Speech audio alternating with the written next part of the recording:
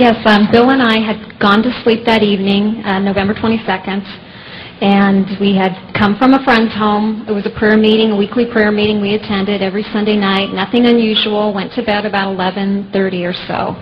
And I awoke. I was in my bed, and it was 3:23 in the morning when I woke up. And I do know that because the first thing I did when I heard screams coming from our living room is I saw the digital clock to my left, and I turned and I saw it was 3:23 in the morning.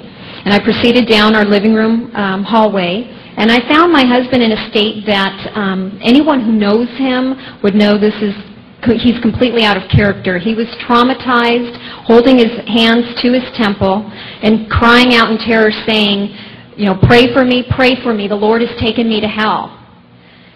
So this is not like my husband's nature. As he says, he's conservative. Anyone who knows him, he's steady as he goes. That's his personality. And so I first, of course, was in shock, but at the same time I had relief that he wasn't having a medical emergency, and I proceeded to pray. And thankfully the Lord removed the terror from his mind after a time of praying, but he left the memory so Bill could share it with people. And one of the first things he asked for was a glass of water, and I got that for him, and then he calmed down and told me that evening what happened. And I'm going to let him take you on a journey right now. Thanks, gorgeous. We went to a prayer meeting like we did every Sunday night, and we returned from the prayer meeting, went to bed like any other normal night, and at 3 o'clock in the morning, I knew it was 3 o'clock. For some reason, I can't explain to you why I knew it was 3, but the Lord picked me up and took me out of my body and dropped me off in a prison cell in hell.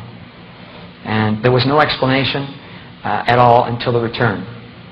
And so I found myself in a prison cell, just like you would imagine a prison cell to be, with rough-hewn stone walls and bars on the doors. And it was light for only about a minute, so I could see to describe to you what I saw. And then it resumed its normal state of darkness. But the first thing I noticed in this cell was the heat, the tremendous heat. I wondered immediately, why am I alive in this heat? It was way far beyond the ability for my body to live, but yet I was alive. And it was terrible, a horrible heat. I don't know what the temperature was, but it was way beyond. I should have died. And I noticed that I was lying on the floor, and I had absolutely